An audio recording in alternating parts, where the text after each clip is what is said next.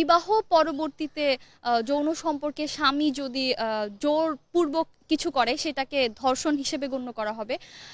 অবশ্যই মানে শারীরিক ব্যাপারটা এটা অবশ্যই প্রত্যেকের ব্যক্তিগত ব্যাপার। এখন বিবাহ একটা সামাজিক রীতিনীতি, এটার মাধ্যমে আমরা আমাদের লাইফ পার্টনারের সাথে আমাদের জীবনের অনেক গুরুত্বপূর্ণ মুহূর্ত শেয়ার করে নেই, কিন্তু একজন পুরুষ তার চাহিদা মিটানোর জন্য বিয়ে করে এবং কি ইসলামী শরিয়া অনুযায়ী স্ত্রী তার স্বামীর চাহিদা মেটানোর জন্য বাধ্য যদি কোনো শারীরিক সম্পর্ক না থাকে।